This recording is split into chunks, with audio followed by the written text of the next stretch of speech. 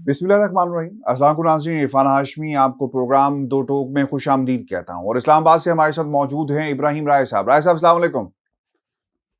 वालेकुम अस्सलाम। राय साहब, टैक्स डायरेक्टरी जारी कर दी गई है, किसने कितना टैक्स दिया? इस खबर पे जाने से पहले राय साहब, आपने टैक्स दिया इस साल? जी, जाहिर है कि मेरा तो टैक्स ऑटो डिडक्ट भी हो जाता है। सैलरीड पर्सन हूँ मैं, और जब सैलरी आती है तो उसमें से ऑटो डिडक्ट भी हुआ होता है और अदरवाइज भी टैक्स डिडक्शन होती है। राय साहब, बरतानिया में भी कुछ यही हाल है।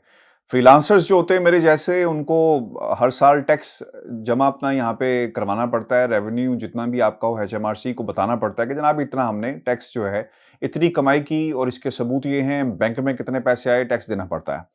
आज पाकिस्तान में जो डायरेक्टरी जारी की गई, सर ये बड़ी इंटरेस्टिंग है, और उस्मान बुजदार साहब ने सिर्फ 2000 रुपए टैक्स दिया है। मुझे यकीन है राय साहब आपका टैक्स इससे ज्यादा होगा। जी, कहीं ज़्यादा है। कई गुना ज़्यादा है। अच्छा, कई गुना ज्यादा है। सर कुछ फिगर्स बड़ी इंपॉर्टेंट जी है जी। और मुझसे तो रहा नहीं जा रहा था, और मैंने आज खास तौर पे इस खबर का ज़हन में रखा था कि इसको हम डिस्कस करेंगे। फेडरल बोर्ड ऑफ रेवेन्यू ने 2 साल के वक्फे से अरकान पार्लियामेंट की 2019 की टैक्स डायरेक्टरी जारी की। कई अरकान पार्लियामेंट ऐसे हैं जो इनकम टैक्स नहीं देते राय साहब, और FBR की टैक्स डायरेक्टरी में ऐसे अरकान पार्लियामेंट को जीरो टैक्स दहिंदगान करार दिया गया है। FBR की टैक्स डायरेक्टरी के मुताबिक जिनकी आमदन सिफर है, इन अरकान पार्लियामेंट में साबिक वजीर आजम और सेनेटर यूसुफ रजा गिलानी और सेनेटर पलोशा खान शामिल हैं। गिलानी साहब के घर बड़े बड़े, और जिस तरह इनकी वीडियोज भी मंजर-ए-आम पर आई, किस तरह बेदरेक कौम का पैसा और पता नहीं किसका पैसा जो है वो लोगों में तकसीम हो रहा था। खैर, कोई टैक्स नहीं देते सर। इसके अलावा जीरो टैक्स दहिंदगान में शामिल सेनेटर हिदायतुल्लाह खान साहब हैं, सेनेटर फैसल सलीम रहमान साहब हैं, सेनेटर नसीम एहसान, सेनेटर प्रिंस अहमद उमर अहमद जई, सेनेटर कुर्तरान मरी, सेनेटर राना मकबूल अहमद और सेनेटर सैफुल्लाह अबड़ो शामिल हैं। अरकान कौमी असम्बली में राय साहब अब्दुल शकूर कमालुद्दीन, मंसूर हयात खान, न्याज अहमद जक्खड़ और सैफुर रहमान जीरो टैक्स दहिंदगान हैं। और टैक्स डायरेक्टरी के मुताबिक रुकन कौमी असम्बली सलीमुर रहमान, फरूख खान, पीर अमीर अली शाह जलानी और सरदार मोहम्मद खान लगारी भी जीरो टैक्स दहिंदगान में शामिल हैं। और राय साहब, ये यहाँ पर चीज़ नहीं रुकती। सबसे इम्पोर्टेंट क्या है कि जो रिपोर्ट जारी की गई है, मैं आपके डिटेल कमेंट्स में जाने से पहले मैं ये चीज़ें अपने सुनने वालों के सामने रखना चाहता हूँ। 2019 के मुताबिक वज़ीर-ए-आज़म इमरान खान ने की आमदनी 4 करोड़ 35 लाख रुपए थी, और उन्होंने साल 2019 में 98,54,959 रुपए टैक्स दिया। मुस्लिम लीग नून के सदर कायदे हिज़्ब इख्तिलाफ शहबाज शरीफ की आमदनी 5 करोड़ 63 लाख रुपए थी, और उन्होंने 82,42,000 जो है वो टैक्स दिया। पीपल्स पार्टी के सदर आसिफ अली जरदारी साहब की आमदनी 28 करोड़ 26 लाख रुपए थी, और उन्होंने 22,18,000 रुपए टैक्स दिया। इसके अलावा बिलावल भुट्टो जरदारी की साल 2019 की आमदनी 3 करोड़ 81 लाख रुपए थी, और बिलावल ने साल 2019 में 5,35,000 रुपए टैक्स दिया। और बिलावल साहब के हवाले से तो सर मुझे ये समझ नहीं आती, कल को आप जुनैद सफदर की भी टैक्स गुशवारे देखेंगे तो वहां भी कुछ ना कोई आमदनी निकलेगी। बिलावल की क्या आमदनी है, कहां से पैसे आए, कौन से बिजनेसेस थे, कैसे मुंतकिल हुए? उन्होंने तो सर आंख जो है वो जिस तरह खोली वो पूरी कौम के सामने है। फवाद चौधरी साहब के 2019 के सालाना आमदनी तकरीबन 34 लाख रुपए थी, और उन्होंने साल 2019 में 1,36,000 रुपए टैक्स दिया। और हमाद अदर साहब वफाकी वजीर हैं, उनकी 2019 की आमदनी 6 करोड़ 57 लाख रुपए थी, और उन्होंने 2019 में 1 करोड़ 80 लाख रुपए टैक्स दिया। और इसके बाद असद उमर साहब की 2019 की आमदनी 3 करोड़ रुपए थी, और उन्होंने 42,72,000 रुपए टैक्स दिया। लेकिन राय साहब, सबसे इंपॉर्टेंट उस्मान बुजदार साहब हैं, और ये मैं जानना भी चाहूंगा कि उस्मान बुजदार साहब एक कोई इम्पैक्ट नहीं बना सके। इम्पैक्ट गवर्नमेंट लोग खाइफ नजर आते हैं, उनके हवाले से बहुत सारी बातें मशहूर भी हैं, लेकिन सर उन्होंने क्या किया? वही उनके जो टैक्स गुशवारे और जो आमदनी है 9,38,000 रुपए थी, और उस्मान बुजदार ने साल 2019 में 9,000 रुपए से टैक्स दिया है। इसके मुकाबले में मुराद अली शाह साहब दूसरी तरफ से, उन्होंने 5 करोड़ 70 लाख रुपए आमदनी थी सर, उन्होंने 10,99,000 रुपए टैक्स दिया। और महमूद खान जो हैं KP वज़ीर आला, उनकी 25,80,000 रुपए थी, اور انہوں نے 66,000 ٹیکس دیا، اور اس کے علاوہ بلوچستان قدوس بزنجو کی آمدنی 78 لاکھ تھی اور انہوں نے 2019 میں 10,61,000 روپے ٹیکس دیا۔ رائے صاحب، یہ ٹیکس کی کہانی ہے۔ آپ کو لگتا ہے کہ جس طرح کی نظام ہم چاہتے ہیں اور ان لوگوں کو فالو کیا جاتا ہے نا، کہ اگر حکمران نہیں کر رہے تو وائی ڈو آئی کیئر، آپ کیوں کریں، آپ کیوں ٹیکس ادا کریں، یا کوئی اور کیوں ٹیکس ادا کرے؟ سر ایک جواز تو ہو سکتا ہے نا لوگوں کے پاس جب یہ بات کرتے ہیں، ہم صحیح ٹریک پہ جا رہے ہیں، ٹیکس جتنا بنتا تھا لوگوں نے دیا، اور سر پلیز سے some thing about Usman Buzdar. دیکھیں ہاشمی صاحب، یہ وہ لا میکرز ہیں جو قانون سازی کرتے ہیں ٹیکسیشن کے متعلق بھی،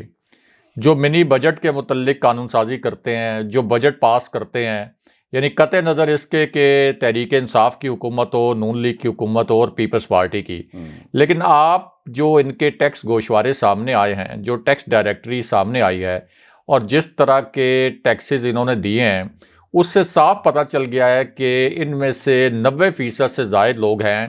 جنہوں نے بددیانتی کا مظاہرہ کیا، جنہوں نے اپنی آمدنی کے مطابق ٹیکسز جو ہیں وہ نہیں دیے، اور عوام سے ٹیکسز لینے کے معاملے میں یہی لوگ پارلیمنٹ میں بیٹھ کے قانون سازی کرتے ہیں، اور پھر یہی جو ہمارے ارکان اسمبلی ہیں، ظاہر ہے کہ پورا ملک یہ چاہتا ہے،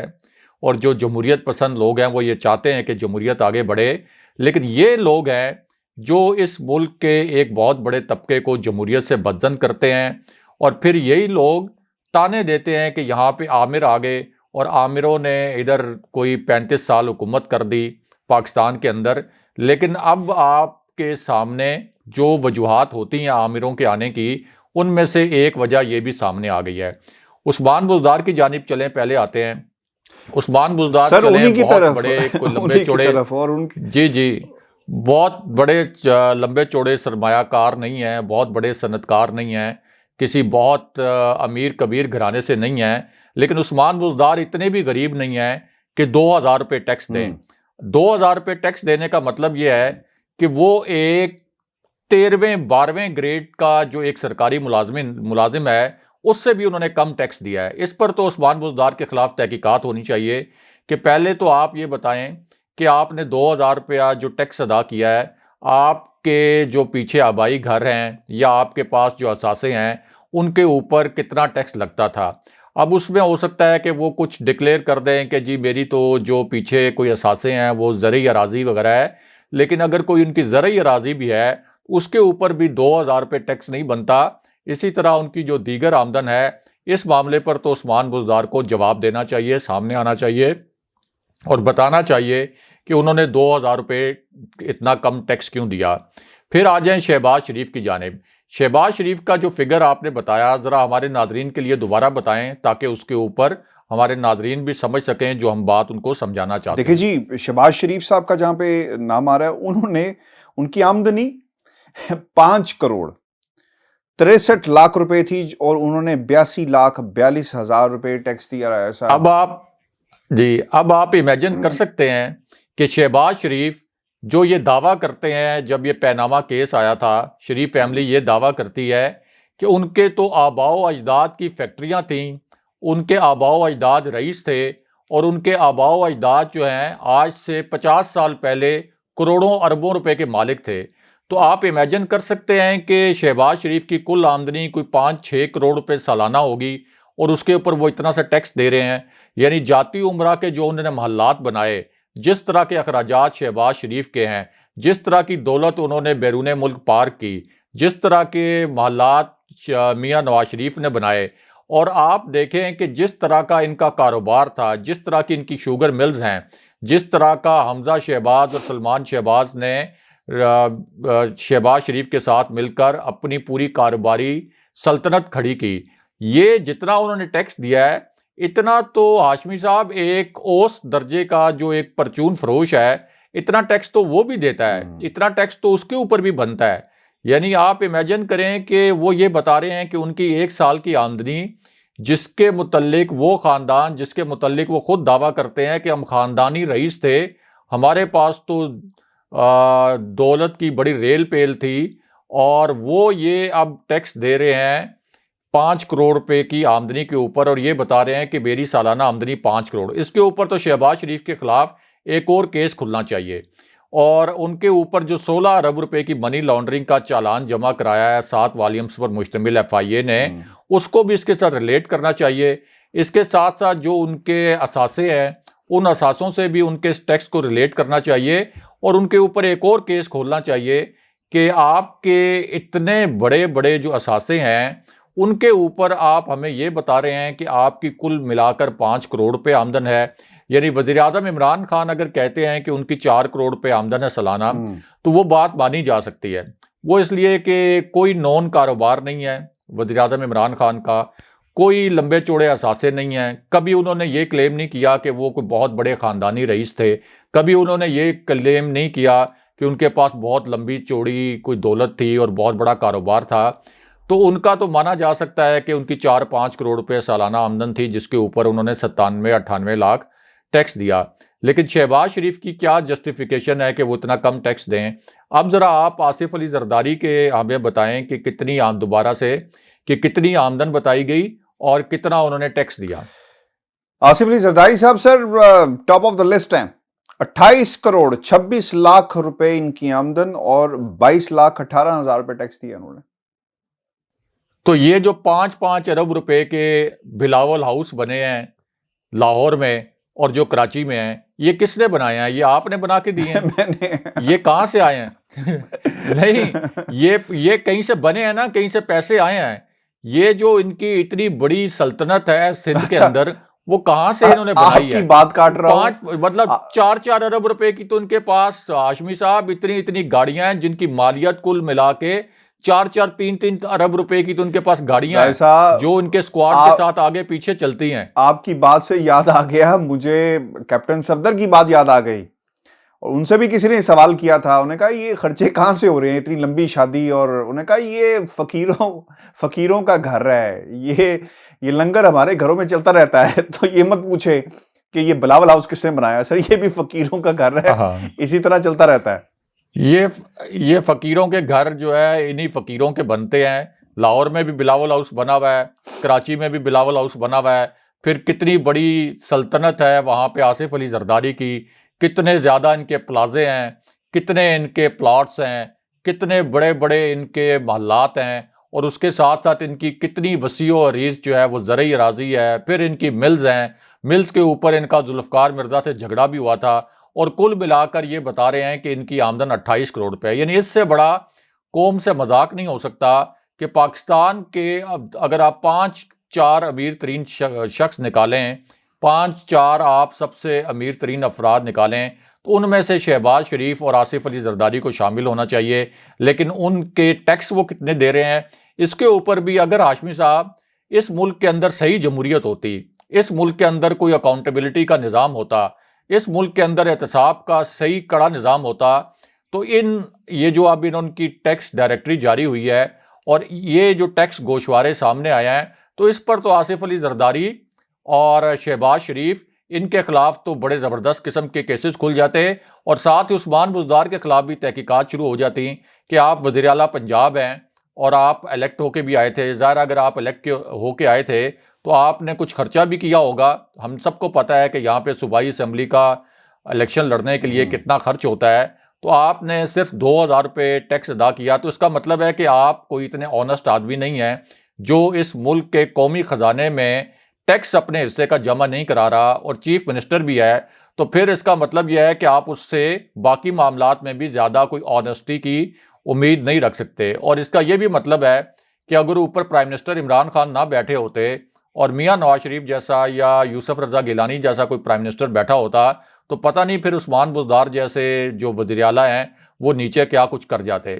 تو اس معاملے پر تو آصف علی زرداری اور شہباز شریف کے خلاف بھی کیس کھلنا چاہیے. اور اسی طرح بلاول بھٹو کو بھی آپ دیکھیں ہاشمی صاحب، پورا سندھ سے پیپلز پارٹی کے جو وسائل ہیں، جو پیپلز پارٹی کا خرچ ہے ایز پارٹی جو چلانے کے لیے وسائل درکار ہوتے ہیں، وہ سارے تو سندھ حکومت سے نچوڑے جاتے ہیں. وہ سب کو پتہ ہے کہ کس طریقے سے مختلف محکموں سے وہاں سے بھتہ خوری کے متعلق جو رپورٹس ہیں وہ عدالتوں میں سبمٹ ہوتی رہیں، کس طریقے سے نثار مرائی کا پورا کیس سامنے آیا تھا. کوئی محکمہ ایسا نہیں ہے جہاں سے اس طرح کی رپورٹس جو ہیں وہ سبمٹ نہ ہوئی ہوں جس میں کوئی قانونی کارروائیاں شروع نہ کی گئی ہوں، جہاں سے یہ پتہ نہ چلا ہو کہ پیپلز پارٹی نے اپنا حصہ لیا اور اپنا بھتہ لیا، کوئی انہوں نے وہاں پہ سرکاری محکمہ تک نہیں چھوڑا۔ تو اس پوری صورتحال میں جو بلاول بھٹو کے ٹیکسز ہیں وہ بھی بہت کم ہیں، اور یہ بہت ہی بدقسمتی کی بات ہے کہ ہمارے کئی ارکان پارلیمنٹ تو صفر ٹیکس دے رہے ہیں۔ تو سب سے پہلے تو ان سے یہ سوال ہونا چاہیے کہ آپ نے جب الیکشن لڑا تھا، اتنی لمبی چوڑی ایکسرسائز ہوتی ہے الیکشن لڑنے کے لیے، اتنے زیادہ آپ کو مالی وسائل درکار ہوتے ہیں، تو آپ نے اس وقت الیکشن کیسے لڑا تھا؟ وہ پیسے آپ کہاں سے لے کے آئے تھے؟ اگر آپ کے پاس وہ پیسے خرچنے کے لیے تھے تو اس کا مطلب یہ ہے کہ آپ نے اپنی آمدن کے مطابق ٹیکس نہیں دیا، اور ان سب کے خلاف تحقیقات ہونی چاہیے، اور تحقیقات کا ایک ٹائم فریم ہونا چاہیے، اور اس کے بعد اگر یہاں پہ کوئی اکاؤنٹیبلٹی ہوتی۔ ہاشمی صاحب، یورپ اور امریکہ میں وہ اسی وجہ سے معاشرے مہذب معاشرے کہلاتے ہیں کہ وہاں پر جو لا میکرز ہیں وہ بالکل بھی ان کی ساکھ کے اوپر کوئی سوال کھڑا ہو جائے تو پھر ان کے پاس کوئی چارہ نہیں رہتا کہ وہ استعفیٰ نہ دیں، پھر ان کو استعفیٰ دینا پڑتا ہے، ان کی اکاؤنٹیبلٹی بھی ہوتی ہے اور ان کو قانونی کارروائی کا سامنا بھی کرنا پڑتا ہے۔ ہمیں بہت سے ایسے کیسز کا معلوم ہے کہ ذرا سی بھی کہیں مالی بے ضابطگی، کرپشن تو ایک طرف، مالی بے ضابطگی بھی سامنے آئی تو کس طرح سے ان کا احتساب شروع ہو جاتا ہے۔ یہی وجہ ہے کہ مغرب آج ہم جیسے ممالک سے بہت زیادہ آگے ہے، اور پاکستان جیسے ممالک میں یہ جو ارکان پارلیمنٹ ہیں یہ صرف اس ملک کو لوٹنے کھسوٹنے کے لیے ہیں، یہ ہمیں اخلاقی لیکچر دینے کے لیے ہیں، یہ ہمیں بتانے کے لیے ہیں کہ یہ ٹیکس جمع کرانا بڑا ضروری ہے۔ یہ تو پوری قوم کو بدل کرنے والی بات ہے کہ بالکل اس ملک میں ٹیکس نہیں دینا چاہیے، کیونکہ جس کا داؤ لگتا ہے وہ ٹیکس نہیں دیتا، ان کے اوپر کوئی ہاتھ نہیں ڈال سکتا۔ اور ویسے ایف بی آر جو ہے وہ یہ کہہ رہا ہے کہ جی ہم نے 1.5 کروڑ لوگوں کا سراغ لگا لیا ہے جن کو ٹیکس دینا چاہیے لیکن وہ ٹیکس نہیں دے رہے۔ سب سے پہلے تو ایف بی آر کو ان لوگوں کے خلاف کارروائی کرنی چاہیے اور ان کے اثاثوں کی کھوج لگانی چاہیے، اور پھر یہ قوم کے سامنے لے کے آئیں۔ لیکن ظاہر ہے کہ یہ کام نہیں ہوگا، عمران خان صاحب کی حکومت بھی یہ کام نہیں کر سکتی، کیونکہ یہ نظام اس قدر گل سڑ چکا ہے، اتنا بوسیدہ ہو چکا ہے کہ اگر پرائم منسٹر عمران خان اس قسم کا کوئی انیشیٹو لیتے بھی ہیں تو یہ پورا نظام ہی گر جائے گا، یعنی یہ پورا نظام زمین بوس ہو جائے گا، یہ جمہوریت وغیرہ آپ کی لپیٹی جائے گی۔ اور یہ وجوہات ہیں جس کی وجہ سے لوگ پھر جمہوریت سے اور سیاستدانوں سے بدظن ہوتے ہیں۔ یہ وجوہات ہے کہ جب پاکستان کے اندر آمر آتے ہیں تو لوگ تالیاں بجاتے ہیں، اور لوگ پھر سیاستدانوں کے متعلق جو ہیں وہ نامناسب الفاظ بھی استعمال کرتے ہیں، اور کبھی کبھار تو یہ لگتا ہے کہ یہ جو نامناسب الفاظ استعمال کیے جاتے ہیں ان کے خلاف، اگر ان کے یہ ٹیکس گوشوارے دیکھے جائیں تو پھر وہ اتنے نامناسب نہیں لگتے۔ صاحب یہ تو حال احوال ہو گیا ان لوگوں کا کس نے کتنے گوشوارے دیے اور obviously جمع کروائے، لیکن مسئلہ یہاں پر یہ ہے کہ ہمارے ادارے، جب ہم اداروں کی بات کرتے ہیں ان سے مراد پاکستان کے فائنینشیل انسٹیٹیوشنز، پاکستان کے law and enforcement agencies, Pakistan کے وہ ادارے جن کی اگر وہ کام اپنا صحیح طرح کریں تو پھر معاشرے میں ایک نظام بھی بہتر رہے گا اور ایک بیلنس رہتا ہے۔ ایف بی آر کا سر بہت بڑا ہاتھ ہے، بالکل آپ ٹھیک کہہ رہے ہیں اور سوال کرنے چاہیے، لیکن پرابلم راج صاحب یہاں بھی یہ ہوتی ہے کہ جب کسی کی انویسٹیگیشن شروع کر دینا تو اسے پولیٹیکل رنگ دے دیا جاتا ہے کہ او ہو دیکھیں ہمارے پیچھے ہاتھ دھو کر پڑ گئے اور ہم ریفارمز لے کر آئیں گے، نیب برا ہے، یہ برا ہے، وہ برا ہے۔ ایون کہ عدالتوں کی بھی کریکٹر اسیسینیشن سر اب تو ہونا شروع ہو گئی ہے ان ریسنٹ ایئرس، تو یہ تو سر اسی طرح چلتا رہے گا۔ لیکن سر یہ جو تبدیلی آئی ہے مولانا فضل الرحمان صاحب کی کے حوالے سے یہ بڑی امپورٹنٹ ہے۔ فضل الرحمان صاحب نے نعرہ لگایا کہ اب دھرنا ہوگا، اب ہم نکلیں گے، اب مارچ ہوگا، اسلام آباد کی طرف ہم رخ کریں گے، اور جب ہم نکلیں گے تو پھر وہاں سے وہ لوگ جو ہے اپنے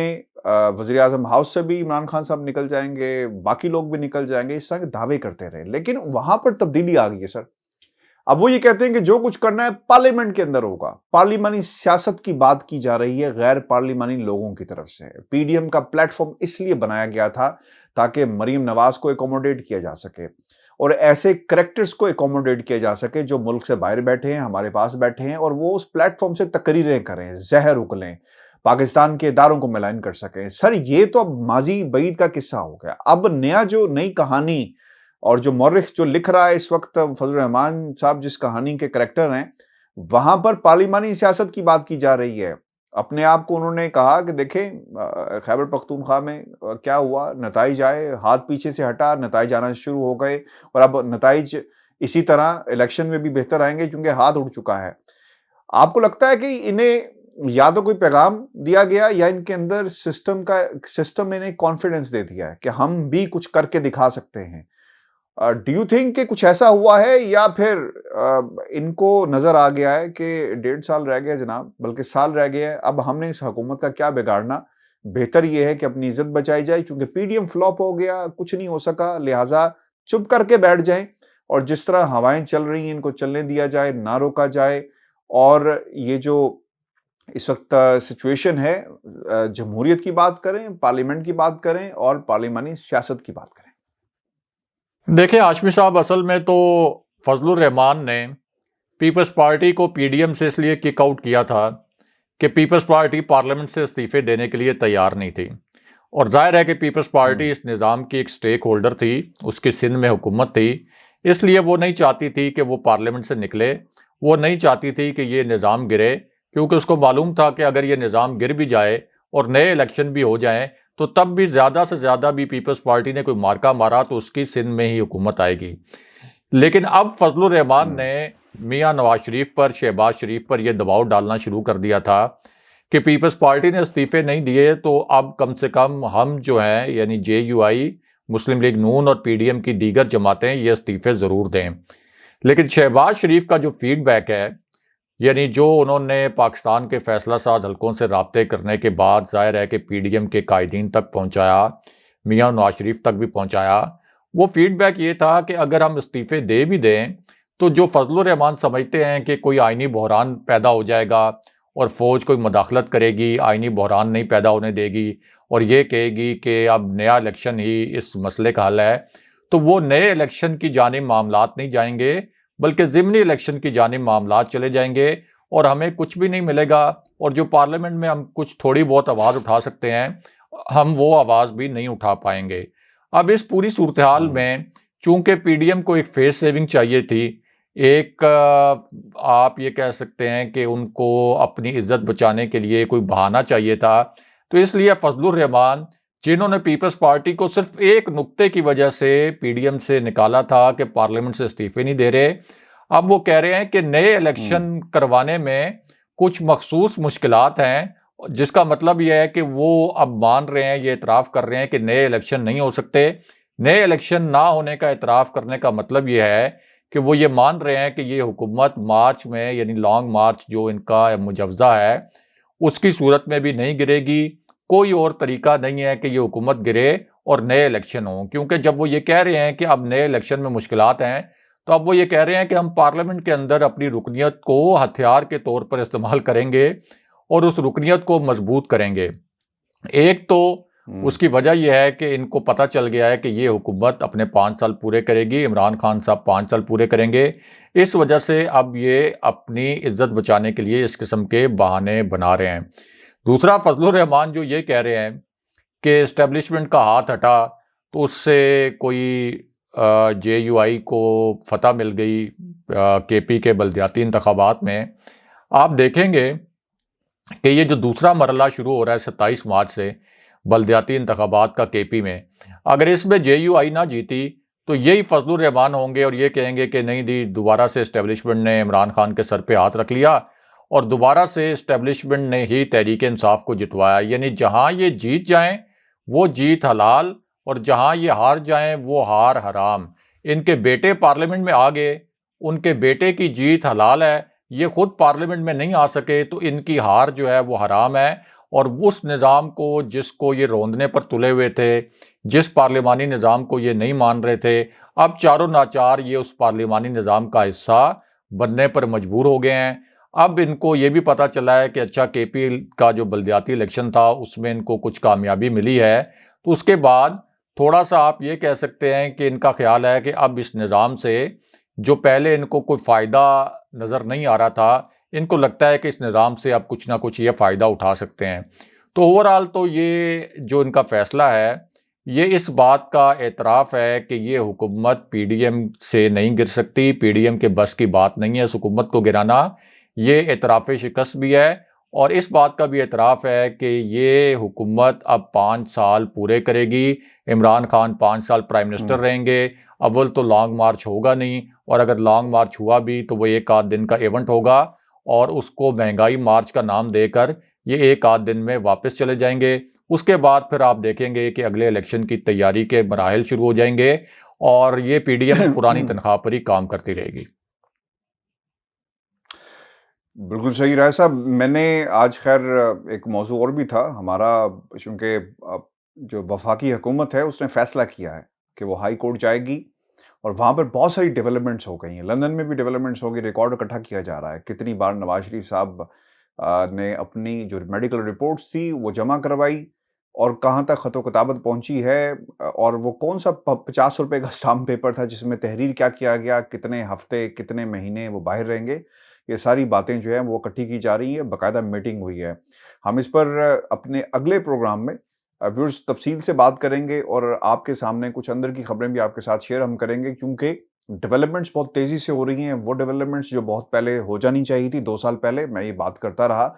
لیکن خیر دیر آئے درست آئے. لیکن اب یہ نہ ہو کہ پاکستان تحریک انصاف کی حکومت نے 3 سال احتساب کا نعرہ لگایا، کنورٹ نہیں کر سکے، اور اب مہنگائی کا ایک بڑا مسئلہ بن گیا. اور اب یہ بھی نہ ہو کہ ہم دوبارہ اس طرف چل پڑے ہیں اور کنورٹ نہ کر سکیں، رزلٹ نہ لا سکیں، اور مہنگائی سے توجہ ہٹ جائے. جو لوگ لا سے ریلیٹڈ ہیں، منسٹریز ہیں، جو ان کو کام ہے، صرف وہ توجہ دیں. پوری کی پوری حکومتی مشینری اگر لگ گئی پیچھے تو شاید اس کا نقصان جو ہے وہ کنورٹ ہوگا پاکستان کی عوام کے آگے. ویورز، یہ ہمارا آج کا شو تھا. اپنے کمنٹ ضرور بھیجیے گا، چینل کو سبسکرائب کرنا مت بھولیں. مجھے اور ابراہیم راجہ صاحب کو اجازت دیجیے. اللہ اللہ نے کہا.